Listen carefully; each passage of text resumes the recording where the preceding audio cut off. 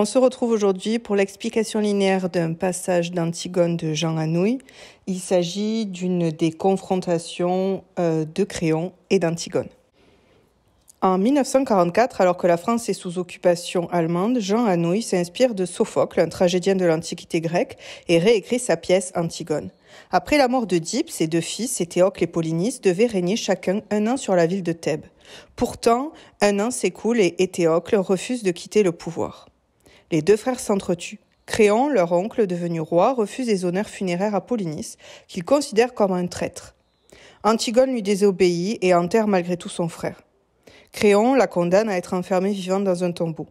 Jean Anouilh reprend cette histoire, cette tragédie grecque, mais lui donne une résonance politique. Antigone devient la métaphore de la résistance, tandis que Créon incarne le régime de Vichy et la collaboration. Dans la scène que nous allons étudier, nous assistons à une crise familiale. Alors qu'Antigone se présente comme celle qui dit non, qui est libre et qui refuse d'obéir, Créon apparaît comme celui qui dit oui, qui estime et veut prouver que le pouvoir implique des sacrifices. De la sorte, nous verrons comment le conflit familial naît de la crise personnelle que connaissent respectivement Antigone et Créon. Pour ce faire, nous nous intéresserons en premier lieu aux convictions idéologiques d'Antigone et Créon, qui sont à l'origine de la crise familiale, des lignes 1 à 14, puis à la vision du pouvoir défendu par Créon, des lignes 15 à 27. Avant de commencer, je précise que j'ai redécoupé le texte. Il y a des passages qui ont été coupés afin que la longueur corresponde aux attendus de l'épreuve du baccalauréat. Commençons tout d'abord par notre premier mouvement, les convictions idéologiques d'Antigone et de Créon à l'origine de la crise familiale. Dès le début de notre extrait, nous découvrons deux personnages dont les idéologies s'opposent. Créon tente tout d'abord de décrédibiliser le combat d'Antigone en l'infantilisant, en la ridiculisant. La phrase brève « tu m'amuses », ligne 1, a pour dessein de ramener l'héroïne à sa jeunesse et de la même manière à se moquer de son entêtement. Néanmoins, l'adverbe de négation « non » qui se trouve à la ligne 2 et qui constitue à lui seul une phrase ouvre la réplique d'Antigone. L'antithèse « amuser » et « faire peur » lui permet d'affirmer sa supériorité. L'utilisation de trois adjectifs petite, vivante et muette montre que Créon cherche à l'opprimer. D'après elle, il essaie de lui éviter la mort afin de la tuer symboliquement en la privant de la parole. Devant ce qu'elle juge être de la lâcheté, Antigone laisse entendre son ironie. « Vous êtes trop sensible pour faire un bon tyran, voilà tout », ligne 4. Notons son sarcasme dans l'oxymore « bon tyran ». Pourtant, malgré ses émotions, ses sentiments, Créon reste un roi, un détenteur du pouvoir. La conjonction de coordination « mais » entraîne un basculement dans la réplique de l'héroïne. « Mais vous allez tout de même me faire mourir », ligne 4-5, puisqu'elle signe la mort prochaine et irrémédiable d'Antigone. Effectivement, le complément circonstanciel de temps, tout à l'heure, ligne 5, montre que le temps est compté pour la jeune femme, qui désigne Créon comme le seul coupable de son meurtre à venir.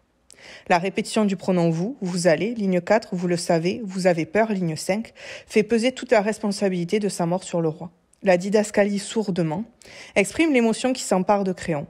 Le champ lexical de la contrainte, peur, être obligé, je ne le voudrais pas, ligne 11-12, rend compte du dilemme du personnage. Il est confronté à une crise personnelle.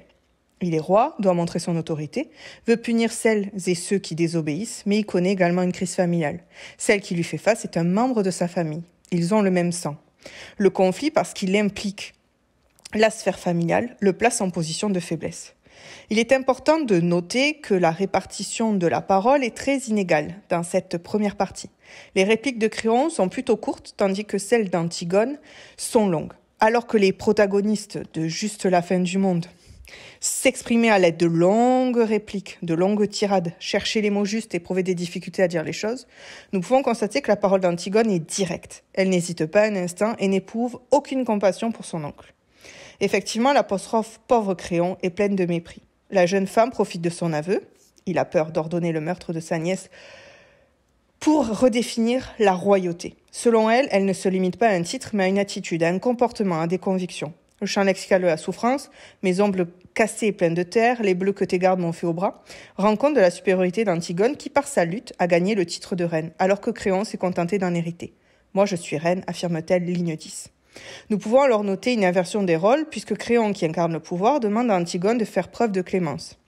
Les deux verbes à l'impératif, et pitié de moi, vie, laissent entendre sa supplication. Il essaie de convaincre Antigone d'arrêter sa lutte en évoquant deux personnes qu'elle aime, son frère décédé, Polynice, et son fiancé, Aimon, qui se trouve être le fils de Créon. Il ambitionne de prouver à sa nièce que dire non a des conséquences non seulement pour elle, mais pour tous les personnages qui l'entourent, lui y compris. L'utilisation du verbe payer à 2 reprises n'est pas anodine. Elle témoigne du sacrifice que la mort d'Antigone implique. Encore, pourtant, Antigone répond non et prononce une phrase qui s'apparente à une malédiction divine. Vous ne vous arrêterez jamais de payer maintenant. Ligne 14. Nous allons à présent nous intéresser à la vision du pouvoir défendue par Créon des lignes 15 à 25. La dispute opposant Créon et Antigone prend une autre tournure dans la deuxième partie de notre extrait. La didascalie la secoue soudain hors de lui montre que le roi perd son calme face aux propos d'Antigone. L'interjection « bon Dieu » et l'apostrophe « petite idiote » traduisent sa colère. Il prend alors la parole dans le but de défendre les obligations liées au pouvoir. Le verbe d'obligation falloir, il faut pourtant, ligne 16, exprime la fatalité qui s'est abattue sur Créon. Il n'a pas eu d'autre choix que de devenir roi. Pour cela, il se sert d'une métaphore filée, celle du dirigeant, capitaine d'un bateau. Le champ lexical de la navigation est à relever. Barque, eau, ligne 17, gouvernail, équipage, ligne 18, cale, ligne 19, radeau, ligne 20 par exemple, et à mettre en parallèle avec le champ lexical de la tempête. Prend l'eau de toutes parts, ligne 17, ballotte, ligne 18, craque, siffle, ligne 21. Créon montre qu'être au pouvoir implique de lutter contre les menaces extérieures, la tempête, mais aussi intérieures, sa propre nation.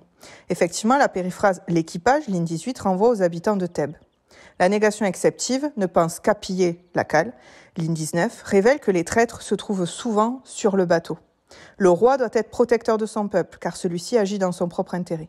L'apparition du langage familier, ces brutes vont crever, ligne 21, rend bien compte de la rage qui s'empare de Créon. Il voit le peuple comme paresseux, égoïste et malhonnête. La proposition subordonnée circonstancielle de cause, parce qu'elle ne pense qu'à leur peau, à leur précieuse peau et à leur petite affaire, ligne 21-22, termine le portrait dépréciatif que Créon dresse du peuple. Il est essentiel de remarquer que le roi ne dit jamais « je » dans cette tirade. Il utilise le pronom « on ». On a le temps de faire le raffiné, on pourra, ligne 23-25. Cette mise à distance montre à quel point le pouvoir fait perdre son humanité au roi.